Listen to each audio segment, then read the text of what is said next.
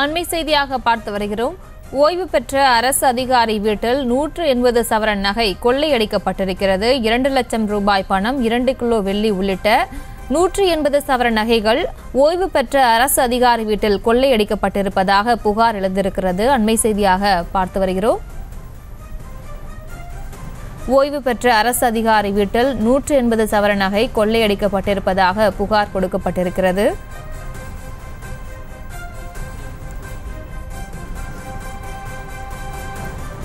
ரூபாய் 2 லட்சம் பணம், 2 கிலோ வெள்ளி பொருட்கள் உள்ளிட்ட 180 சவரன் நகை கொள்ளையடிக்கப்பட்டிருப்பதாக தெரிவிக்கப்பட்டிருக்கிறது. வீட்டின் பூட்டை உடைத்து மர்ம நபர்கள் கைவரிசையில் ஈடுபட்டிருக்கிறார்கள். இது தொடர்பான மேலும் விவரங்களை எமது செய்தியாளர் அருளரசன் வழங்கிட கேட்கலாம். அருளரசன், வணக்கம். மேலும் விவரம். வணக்கம் பிரியா. வணக்கம் பிரியங்கா.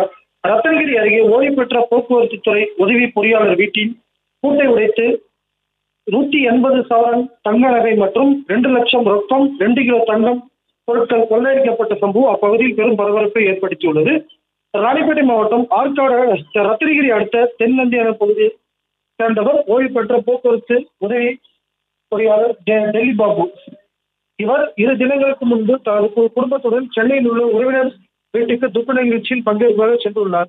பின்னர் துக்க நிகழ்ச்சியை முடித்துவிட்டு பின்னர் மீண்டும் வீட்டிற்கு திரும்பி வந்து பார்த்தபோது வீட்டின் முன்பக்க பூட்டு உடைக்கப்பட்டிருப்பதை கண்டு அதிர்ச்சி அடைந்துள்ளார்.